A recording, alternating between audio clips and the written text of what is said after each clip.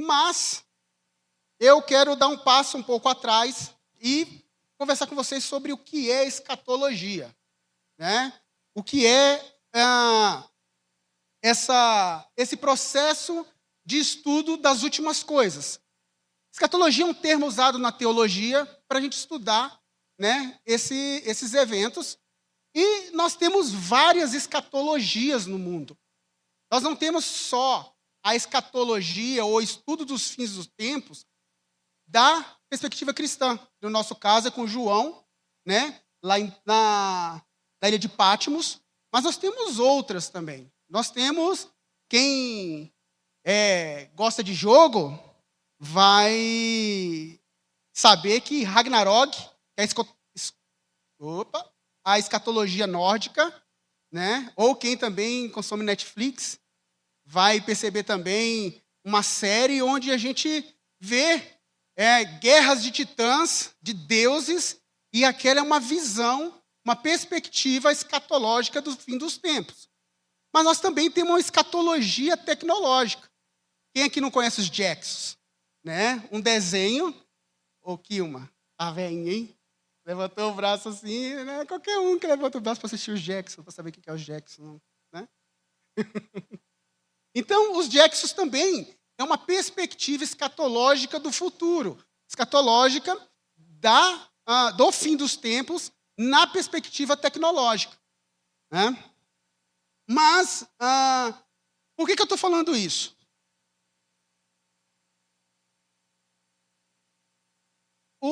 Esse Neil Postman, ele é um escritor, né, crítico, que fala muito sobre essa era tecnológica, e ele traz a seguinte definição em relação a esse uso escatológico, né, principalmente da tecnologia. Ele é um crítico ferrenho referente à TV e à internet, onde ele fala que o uso da TV e da internet molda a forma como nós pensamos, né, na vida. E ele diz o seguinte, que desde o século XIX, a tecnologia passou a ocupar o lugar das narrativas religiosas totais, prometendo progresso, solução dos males humanos e sentido para a vida. Porém, ao criar excesso de informação e perda de coerência, ele não oferece propósito, pois removeu a referência transcendental, né, do termo. Então, Postman, ele vai falar, ele tem um livro muito interessante chamado Divertimos-nos até a Morte. E ele diz o seguinte, não é que a nossa cultura esteja sendo oprimida por mentiras. Esse livro ele faz uma correlação do livro do George Orwell, de 1984, com o livro Admirável Mundo Novo. Ele fala o seguinte, que a nossa cultura não esteja sendo oprimida por mentiras. Ela não está sendo oprimida por mentiras. Ela está sendo anestesiada pelo entretenimento. E ele tem uma frase muito interessante que ele fala assim, o perigo não é a censura, mas a distração. Então, ele temia que aqueles que nos privariam de informações, que é o que o George Orwell fala em 1984, temia em relação à censura de quem fazia a gente falar. Alguém ia censurar o que a gente falasse. Mas, no Admirável Mundo Novo, ele teme, o autor, que aqueles que nos dariam tanta informação que seríamos reduzidos à passividade e ao egoísmo. Por que eu estou falando isso? Porque entender como as escatologias tecnológicas são inseridas para nós, ou são ensinadas para nós, vai fazer com que a gente tenha uma perspectiva, correta ou não, da escatologia cristã. E aí, vocês vão perceber que na TV, na internet, em vários meios de comunicação, é pregado para a gente escatologias. E aí eu quero trazer para vocês 3 exemplos que a ficção nos ajuda a perceber como que essa escatologia ela é pregada para nós. E eu quero que vocês possam observar como essas metodologias ou ideias ou ideologias estão inseridas muitas vezes naquilo que nós pensamos. O primeiro é a Nova Atlântica. Alguém conhece esse romance? É um romance do Francis Bacon. Quem é Francis Bacon? Francis Bacon, ele é denominado o pai do método científico moderno. Ele que vem ensinando sobre o método indutivo, que é a forma de como você faz um reconhecimento de uma verdade, né? Então, ele na Nova Atlântica, nessa obra de romance que ele escreveu, ele mostra a esperança de um paraíso terrestre alcançado pela ciência. A Nova Atlântica, que é a ilha que ele reconstrói nesse romance, é um romance que ele até adota como inacabada, porque ela está sendo construída. Ela vai dar uma ideia, né, de um lugar perfeito, de como nós deveríamos pensar para que, no futuro, todas as coisas pudessem ser resolvidas. Bacon imaginou uma ilha chamada Bezalém, uma civilização perfeita, construída pela ciência organizada, a pesquisa contínua, a experimentação, a invenção tecnológica e o conhecimento racional. É uma sociedade em que o conhecimento científico é a força que salva, ordena e aperfeiçoa a humanidade. É literalmente uma escatologia secularizada em forma de romance. Só um pouquinho. Ô, Bruno. Alguém está esperando o pendrive lá. Obrigado, meu irmão. Outra coisa, alguém, por favor, pode pegar um copo de água para mim? Nesse romance, Bacon ele vai falar sobre a Casa de Salomão, que é o quê? É o templo científico. O centro da obra é a Casa de Salomão, uma instituição gigantesca dedicada à pesquisa científica. E ela funciona como? Um laboratório, ela funciona como uma universidade, um instituto de invenções, um centro de engenharia e é quase um sacerdócio científico. Bacon descreve como a lâmpada da criação, a glória da humanidade, o segredo para dominar a natureza. Ou seja, a ciência assume o papel que a religião ocupava, na época que Bacon estava falando isso. Fornecendo o quê, na perspectiva dele? Propósito. Obrigado.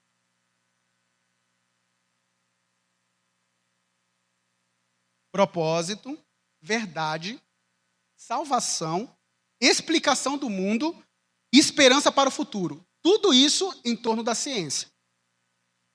Vocês vão entender por que eu estou falando dessa obra.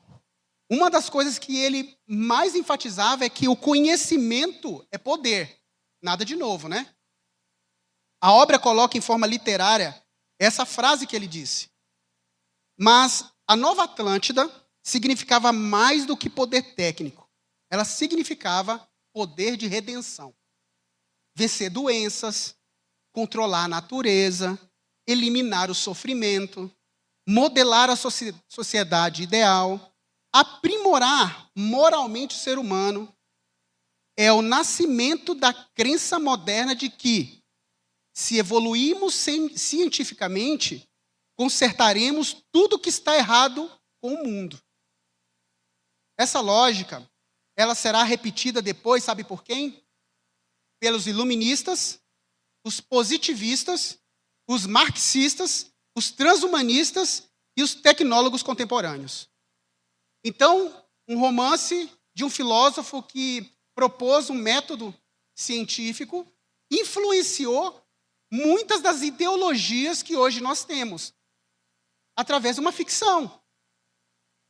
Olha como isso é importante a gente saber, que não é a nossa perspectiva, ou a perspectiva correta cristã, que está lançada aí no mundo. Mas existem muitas raízes que são lançadas, que estão nos filmes, estão nos desenhos, estão em vários, estão na internet, nos vídeos do YouTube, do TikTok, que são influenciados por raízes muito antigas e que falam sobre escatologia, como o mundo será. Ou a gente não é pressionado. E você vê que é um pêndulo, né? De um lado, a ciência é a verdade de tudo. E se você questionar qualquer coisa da ciência, você é negacionista. Porém, do lado do negacionismo, você tem um monte de gente doida que não vê também todos os avanços tecnológicos que são permitidos pela graça comum de Deus e dá força para esse outro lado falar que ela é a verdade absoluta. Vocês conseguem entender isso? Entender o quanto que essa perspectiva, ela traz esse peso escatológico de salvação, de que nós seremos, né, salvos por isso, pela ciência. Tudo é a ciência que salva, a ciência que leva a um patamar evolutivo maior. Mas nós temos uma outra perspectiva, que é uma que Paulo, ele já brigava lá no tempo bíblico, que é o gnosticismo tecnológico. Esse filme, o Ex Machina, é bem legal, né? Só cuidem que algumas cenas, tem cenas de nudez nesse filme, mas a ideia desse filme, ele se baseia muito assim na ideia do dono do Google, não é o dono do Google, tá? Mas as referências levam a ele, onde ele se isola num local, e nesse local ele tenta criar um robô com consciência. Qual é hoje o motor da inteligência artificial? O que as big techs hoje eles lutam para conseguir e para buscar mais dinheiro? Hoje, para que você coloque mais dinheiro numa empresa de inteligência artificial, o trabalho dela é: em quanto tempo eu vou chegar na IA consciente? O que seria essa IA consciente? Uma IA que consegue pensar sozinha, por conta própria, ter raciocínio. Mas esse filme, ele traz esse tema da consciência artificial e a substituição da humanidade como um corpo descartável. Nada novo debaixo do céu. Porque os gnósticos falavam isso, que o corpo material é um volúcro inferior, que a verdadeira identidade humana é pura consciência, que a salvação consiste em libertar a consciência do corpo. O conhecimento, gnosis, é o caminho para a libertação. A IA está querendo fazer isso. Está querendo fazer isso. O filme ele discute o ser humano como uma alma dentro de uma casca. Um corpo que pode ser substituído mecanicamente ou digitalmente. Hoje ninguém ilustra isso melhor do que esse filme. É um filme de 2014. A obra ela trata, né, a criação de uma IA consciente, do desejo humano de ultrapassar limites da criatura, da fusão entre o ser humano e a máquina, e a ilusão de que a consciência pode existir sem o corpo. Do corpo como um involúcro descartável. Ava, que é a protagonista do filme aqui, ela se torna uma representação perfeita do ser pós-humano.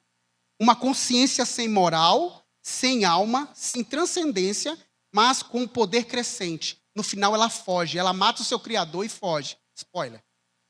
O filme é quase um tratado sobre desconstrução da humanidade, tentativa de criar vida sem Deus, ideia de que o corpo é um obstáculo para a liberdade.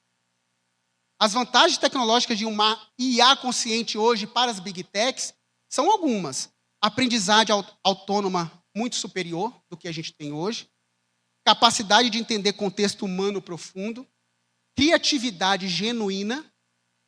Aí é que a gente entra numa discussão do que é criatividade, né? Cooperação entre tarefas complexas. Então, é você ter um mentor que consiga trabalhar com você de forma mais complexa do que a IA trabalha com você hoje. vantagens sociais e estratégicas, auxiliar em riscos existenciais, testar hipóteses sobre mente e consciência e comparar existências subjetivas. Meus irmãos, isso é realidade, isso está acontecendo agora. Hoje tem empresas de IA que valem mais que o Brasil, o PIB do Brasil. E homens estão vendendo uma mentalidade dessa para conseguir mais recursos. Criar um ser consciente não humano seria cruzar uma linha que nós achamos muito perigosa. Só Deus cria pessoas. Só Deus concede alma. Só Deus define imagem e semelhança. E só Deus é o Senhor da vida consciente. Então, no primeiro caso... Opa! Eu estou apertando o negócio aqui. No primeiro exemplo aqui, Francis Bacon, ele vai falar dessa salvação na ciência.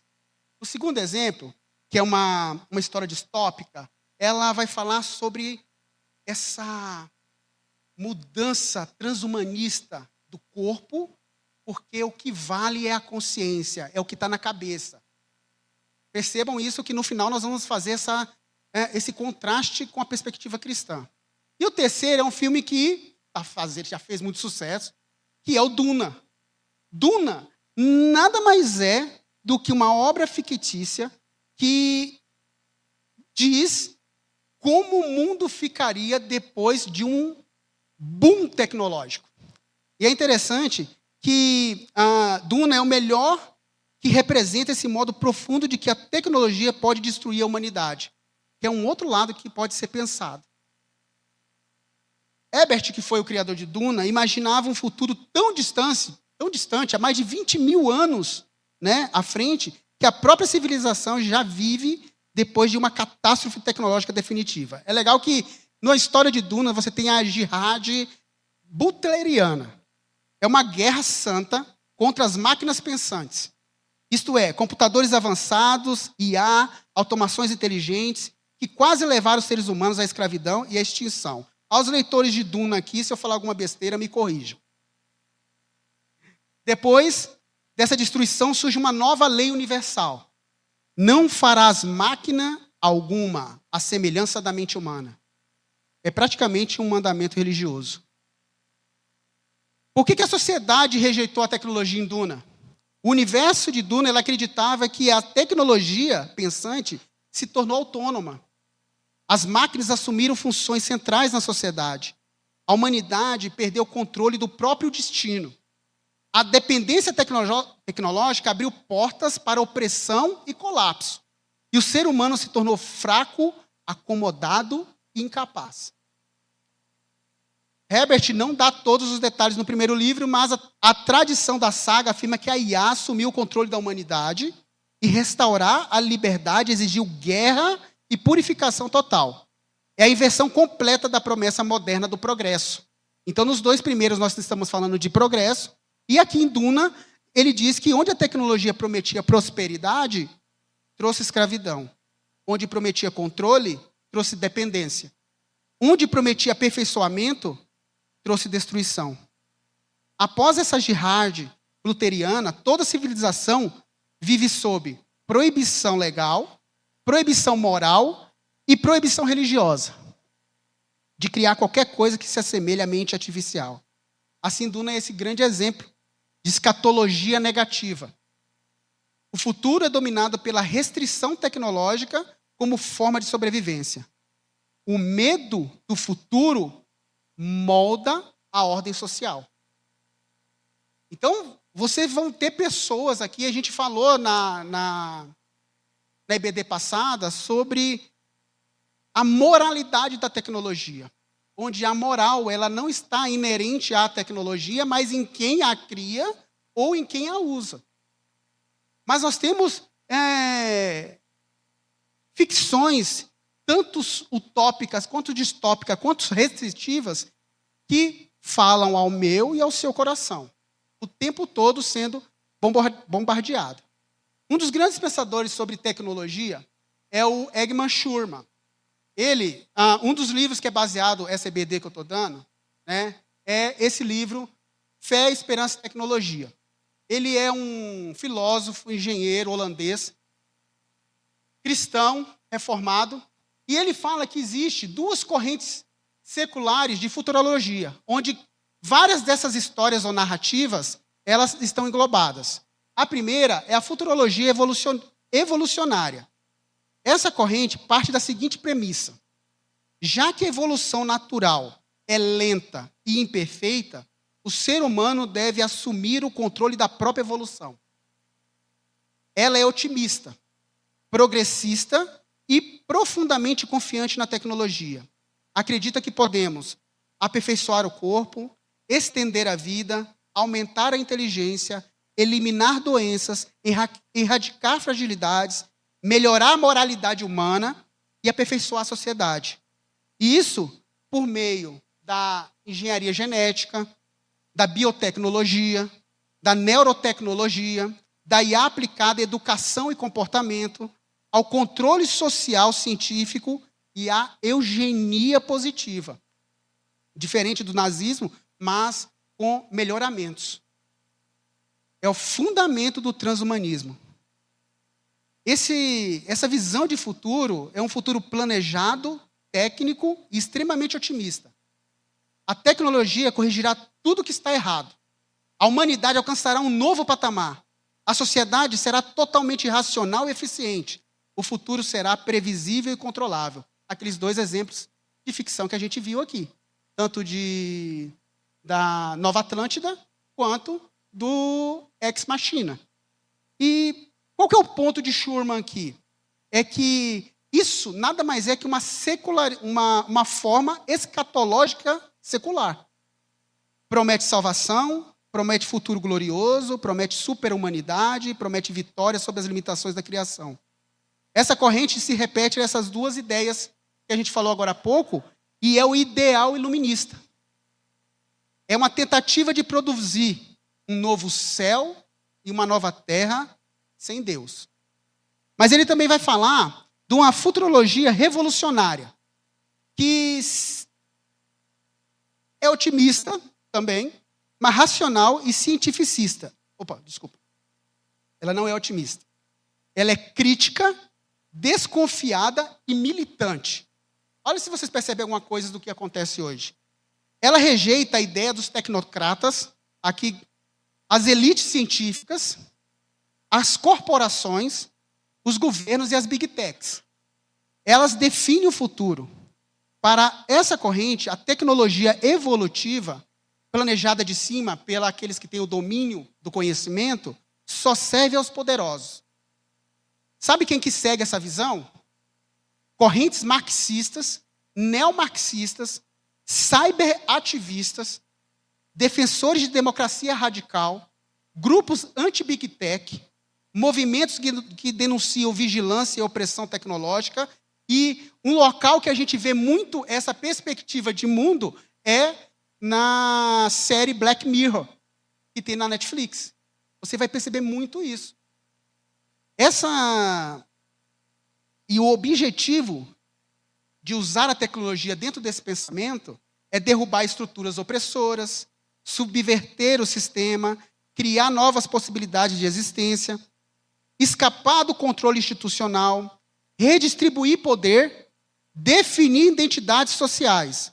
Nada de novo. Nada de novo.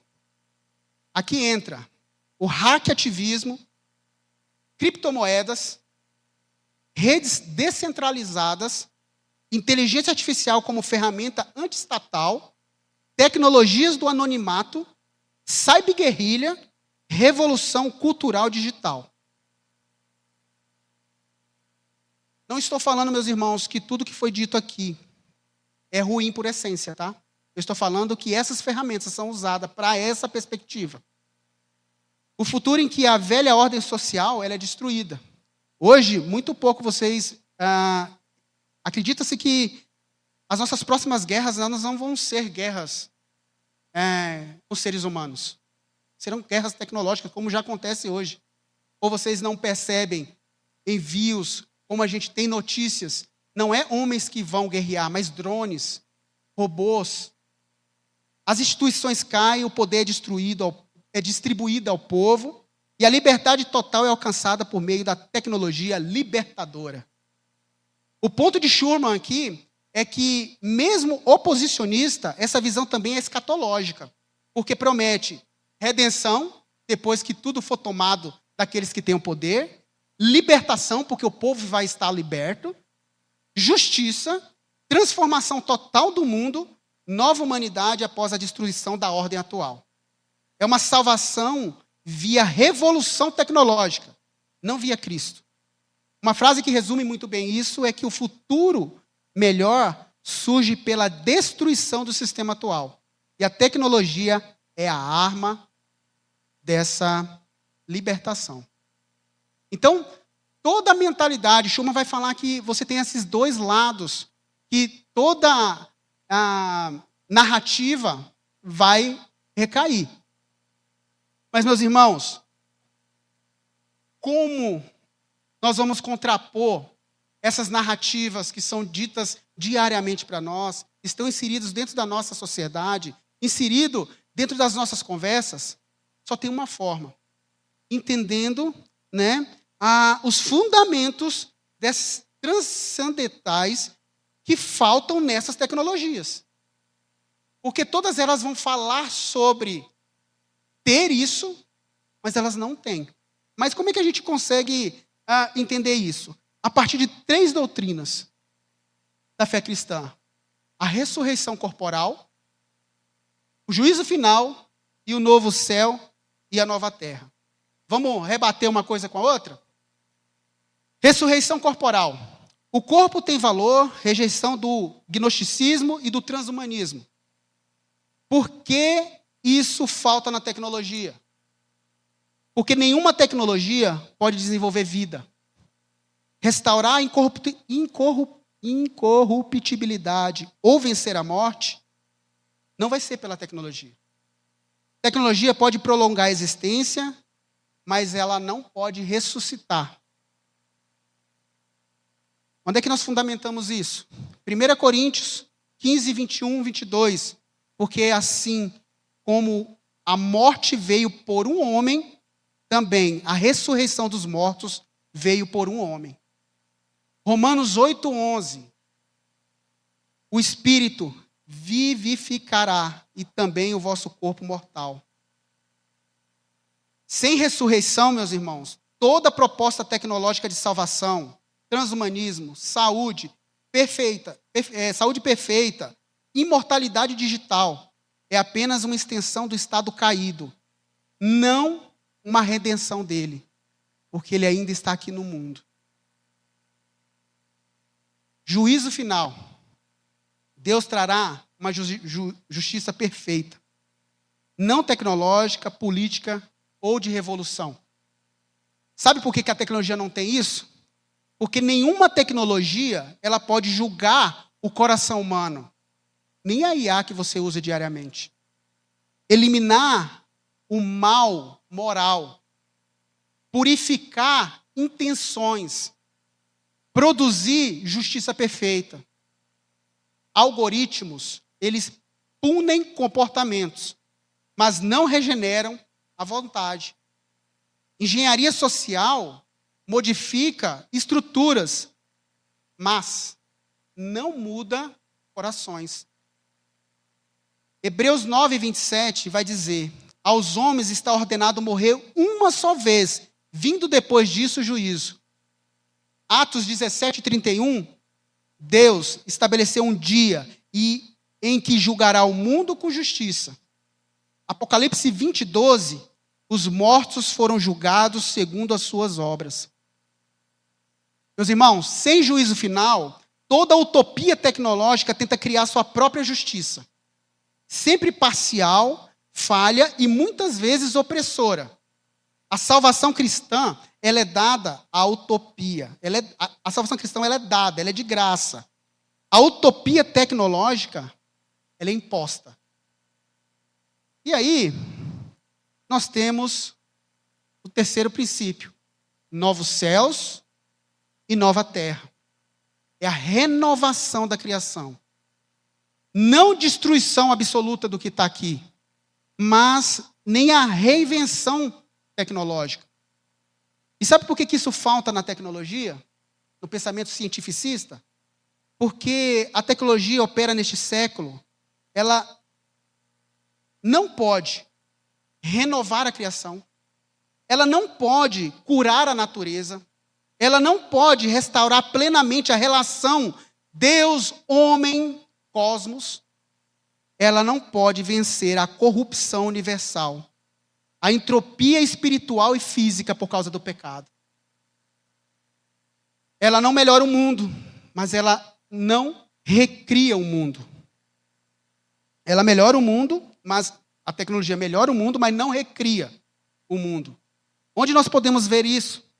Esses fundamentos bíblicos de que nós temos a verdade na nova céu e nova terra. Apocalipse 21:5. Eis que faço novas todas as coisas. 2 Pedro 3:13. Novos céus e nova terra, onde habita a justiça. Romanos 8:22-23. A criação geme aguardando a redenção. A tecnologia cria uma versão 2.0 do mundo velho. Cristo cria um mundo novo, não um upgrade, né, do atual.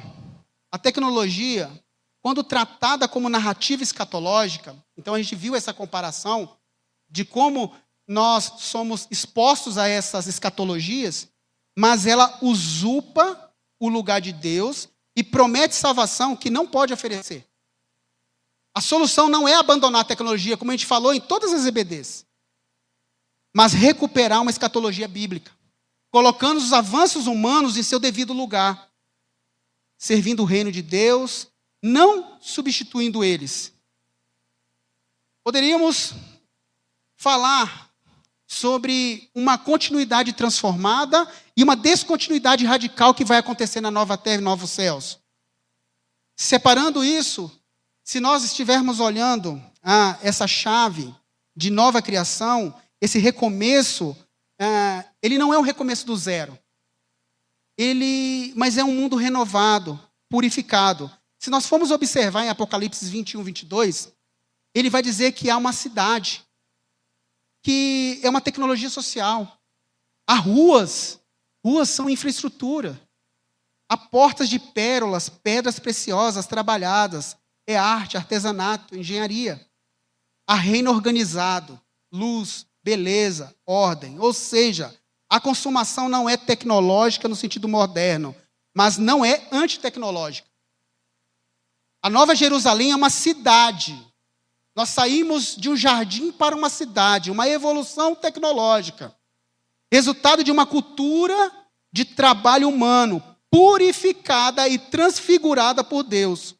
Na continuidade transformada, tudo que é fruto da graça comum e da vocação humana pode ter continuidade purificada nessa Nova Jerusalém.